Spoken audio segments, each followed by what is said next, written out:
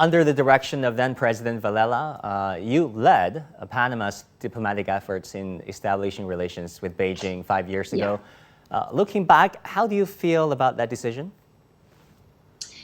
I feel it was the right decision. Now we can see a success story happening, being built. There are only good news around this relationship. And I believe that we will still continue to see the good results over the years. This is a long-term relationship that it was established with the best interests in mind, with the win-win mindset, and it has been proof of that in the past 5 years.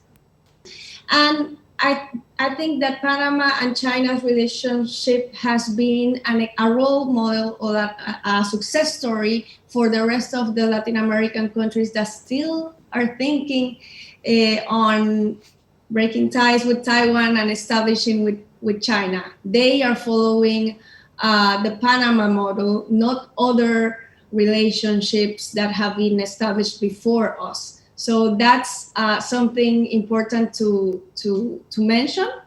Even when we established, El Salvador and Dominican Republic came after, and the model was very similar. And the model is respect, solidarity, mutual cooperation. So it is happening already. Yeah, I mean, Nicole, I know you were physically present. You were there in so many behind-the-scenes negotiations, working-level talks with Beijing in the run-up to the establishment of relations. What was it like, being part of that history in your, early 30s? Well, it was late 20s. I was 29. Already. So I felt very proud to be serving my country, to be working for the national interests of my country, and also to be working with the right vision, under the right leadership.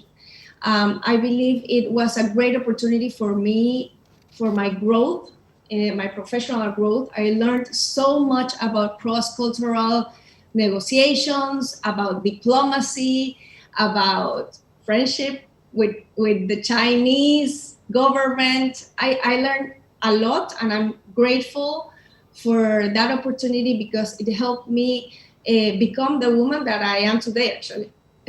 So Nicole, what were the most fun parts of doing that, and what were the most challenging part of doing that?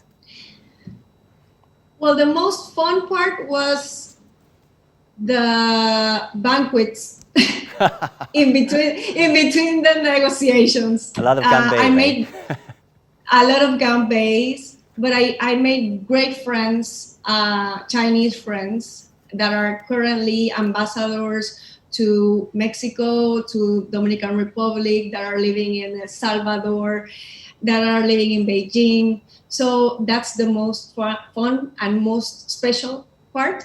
And the most challenging part, well, it was a negotiation because I went by myself under the leadership of the president and the vice president. So I had a lot of pressure in my shoulders. But I believe everything went smoothly because there was a clear vision on what I was meant to do. So I just had to deliver the message in the right way, and that was a big challenge, but also a great experience. So you were a quarter Chinese by heritage. What does this relationship between China and Panama mean to you personally? Well, not only I have a Chinese family, I also grew up in a Chinese Panamanian school. My best friends are Chinese Panamanian.